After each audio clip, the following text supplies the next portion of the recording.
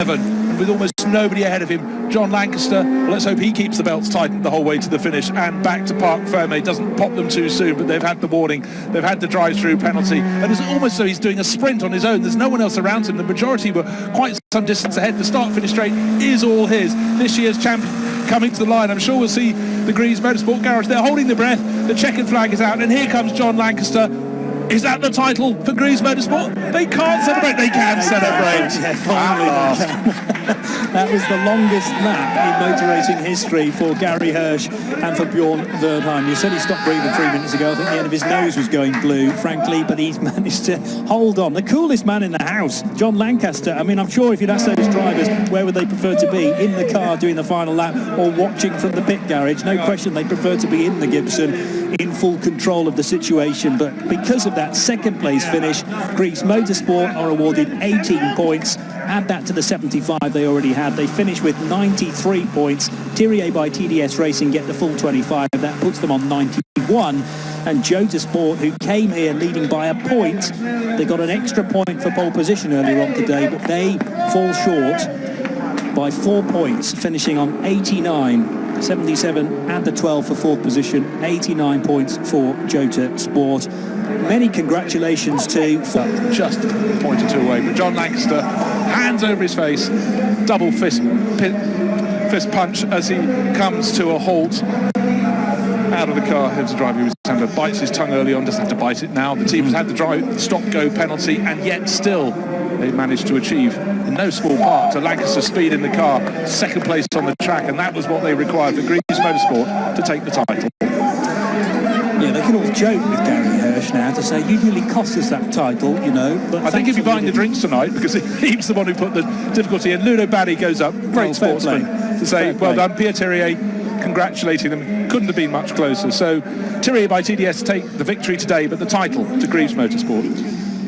And Thierry, oh so close again. They've been at this game for quite a number of seasons now, and I don't think they're going to let Nicolas Lapierre out of the grass for a while, though. No, I think you're right. It was 2013 where they came really close, wasn't it? And it all went wrong at Paul Ricard that year. And they've been there or thereabouts last year as well, changing from one chassis to another. They went from Ligier to Orica, and Orica seems to be the way to go for that team anyway.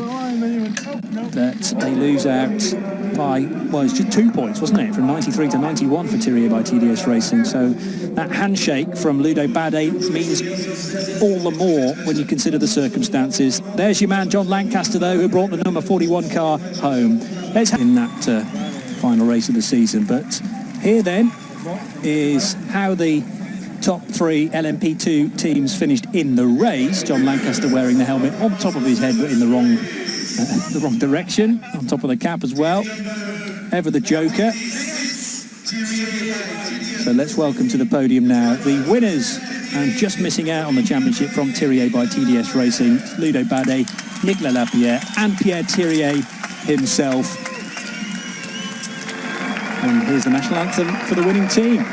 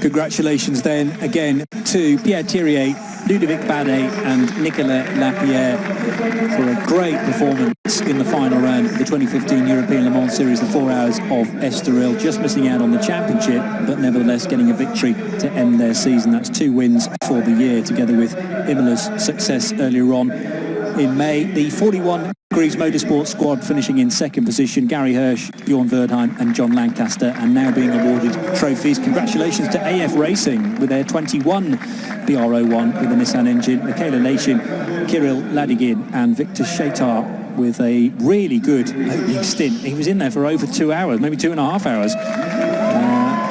It's a similar situation at Paul Ricard, not with him, but with another driver who just kept going on and on and on, and then eventually it was time to hand over to the co-drivers. But Shaitar's efforts there have put that car on the podium, I'd say.